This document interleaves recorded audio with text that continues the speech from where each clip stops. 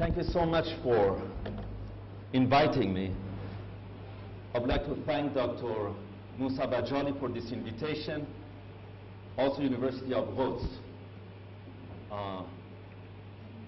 It's truly a big responsibility on my shoulder, I should say, because for the first time, I'm going to give a talk, a scientific talk, but part A is going to be done at this campus for our friends, Palestinian friends, and the part 2 of the same presentation is going to be done in Hebrew University.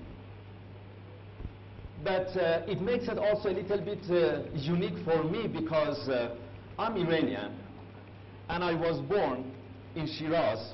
You may have heard about this city. It's famous for its grape and poets. You know Hafiz, you know Sadi, and many of them, many others, and beautiful gardens. But also Shiraz or Pars is famous for its kings. Cyrus the Great, Darius, Ahasuerus, Xerxes. And why it's important? Because every single of them played a significant role in Jerusalem. Cyrus, you know him as Kurosh the Great, Darius, and the promotion of the language, Hebrew language, and the protection of Jerusalem by Achaemenids for 200 years, and then Ahasuerus and Esther, the love story of these two exceptional individuals. But then the question is the following: can those molecules be separated from the surface of the implant down the line? Before I finish, I would like to say a few words because truly amazing. I really don't know that suddenly I'm here. Because you know, we have Hebrew University and we have Palestinian University, and then I'm Iranian, and I'm not Jewish. So maybe there is a message into that. Maybe there is a message into that.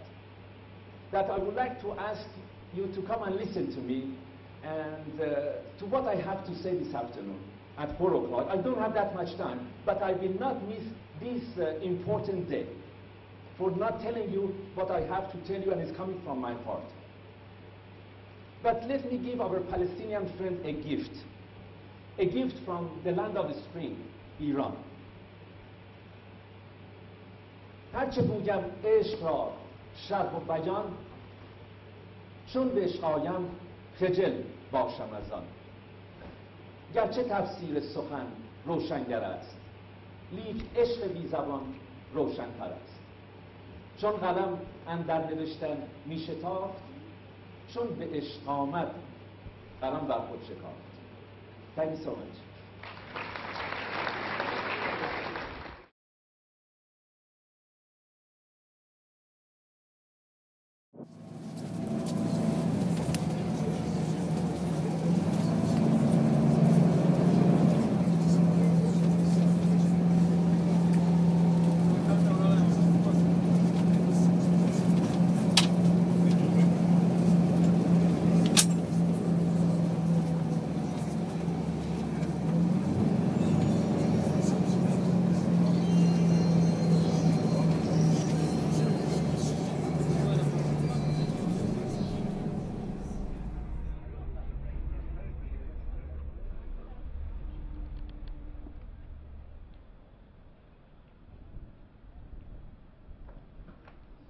You know, as an Iranian of Persian heritage, it is a big honor to be here, and I think I'm the first one.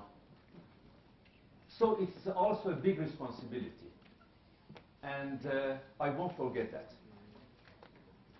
But let me continue with the second part of my presentation. You know, what would happen if we lose 2 periodontium, not one of them? We saw this morning with 1 periodontium. I'm going to share with you how we extract the tooth. The periodontium is gone, and your graft is not going to get affected anymore by the previous genetic information. And that's the good news. It means It's time to say goodbye to you. You know, but let me also give you a gift, a gift of love from the land of spring, my home country Iran, to you. بحری است بحر عشق که هیچش کرانه نیست. آنجا جز آن که جان بسپارند چاره نیست. Thank you so much.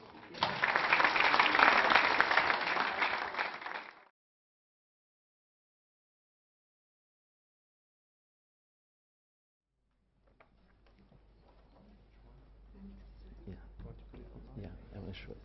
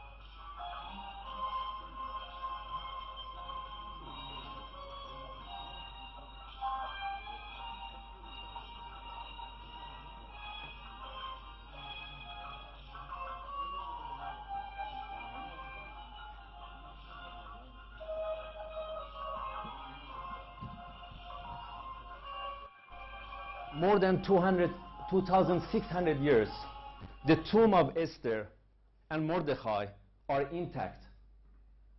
Why? Hundreds of thousands of Persians, they gave their lives so they would remain intact. When Mongols, they attacked Iran, only 10% of the Persians, they survived. Daniel the prophet, his tomb is absolutely intact. Persians, Jews or not, when they want to get married, that's where they go. Why? The two nations, Jewish nation and Persian nation, they have had an amazing contact for more than 3,000 years. An exceptional relationship. When you have frontier, you negotiate. When you do not have common frontier, you create diplomacy. And we offer the most beautiful form of diplomacy to the world. The two nations, old more than 3,000 years. Ahasuerus fell in love with Esther. He was Zoroastrian, monogam, one wife. And Iranians, they knew that their queen is Jewish. You just think if they had only two children, how many Jewish we would have today in Iran? Just calculate that. It's just crazy. And then for 1,000 years, up to Yazdegerd, when he married Shushandokht, another queen of us, who was also Jewish, and everybody knew that. And Yazdegerd was so much in love with her that in the beautiful city of Isfahan, created one area dedicated to her and their love. And he was also Zoroastrian and monogam. Scientists from Israel, Iran and Palestine, they must get together one more time. For hundreds of years, Jewish were the guardians of Persian culture, music, military, art. For hundreds of years, they had the highest positions in Iran, and they were everywhere. And I challenge strongly those that they say that currently we have maybe 20, 30,000 Jews living in Iran. We have more than 1 million living in Iran, and I stand behind this word as well. By tradition,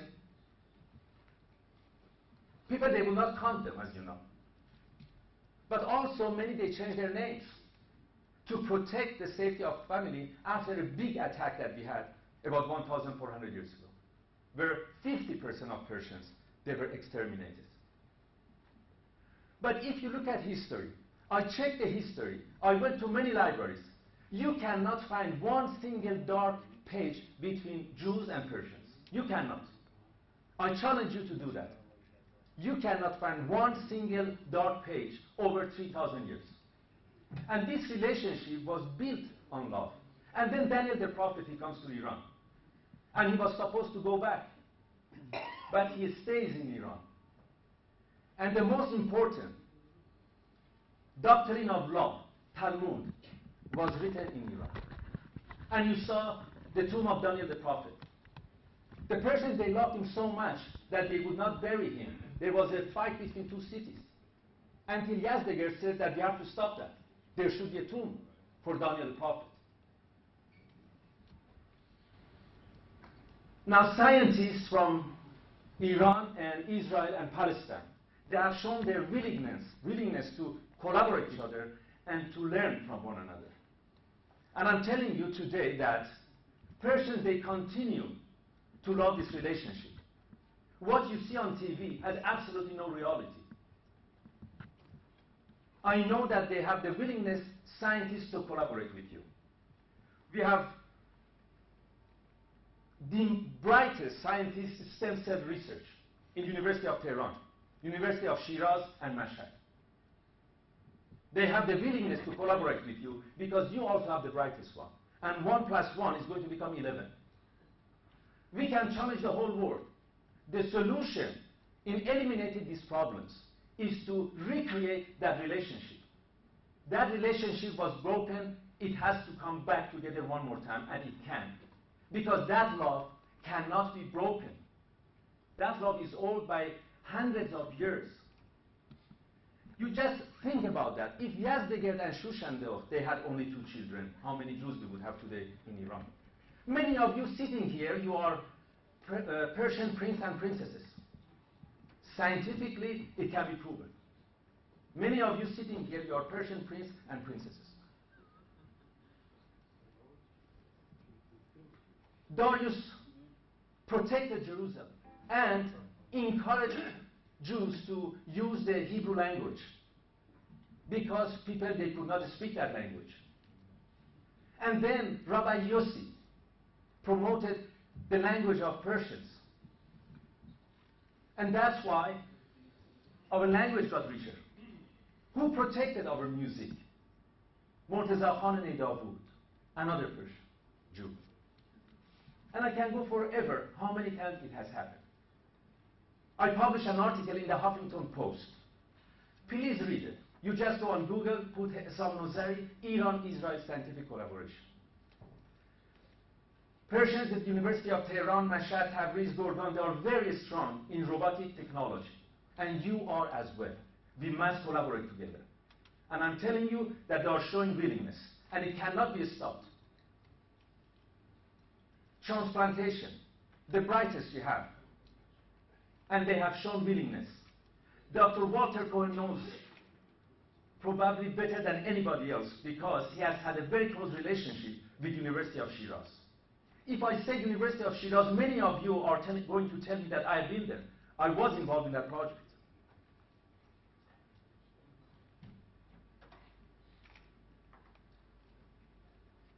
And then, of course, I'm so happy to be here. I'm so blessed, I should say. I'm so blessed to be here. And I'm not dreaming. I promise you that I'm not dreaming. But I repeat one more time. Following this our reunion, I'm going to publish another article in the Huffington Post. But I can tell you I'm convinced that from Mediterranean all the way to Persian Gulf, this is the solution.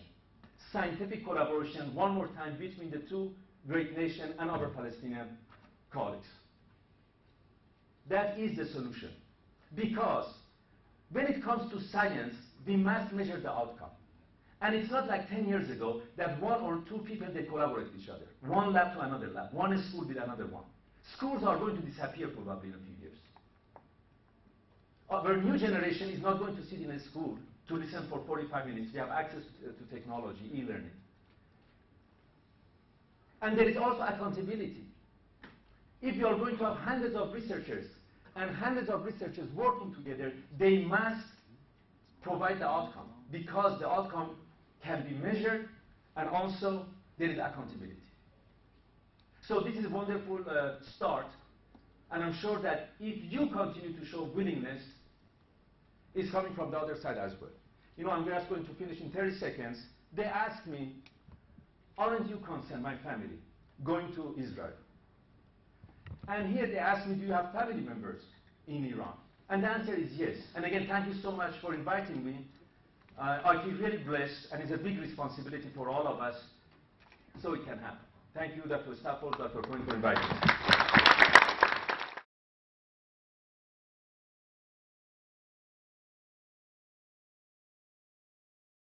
Believe me, he love you. Believe me, he love you. Oh, he'd have to. He don't look like exterminator. Believe me, he love you. You want to tell me about your parents and Tehran a little bit? About what I tell you? About your parents. I was surprised. You told me they were born in Tehran. My name is Daniel Shimon, Daniel Pur. Daniel Pur. Daniel I Pur. couldn't be more I Persian came name. from 1951 from Tehran. All my life in Jerusalem. Do you have any question, my friend? No, thank you very much. I wash my face early in the morning.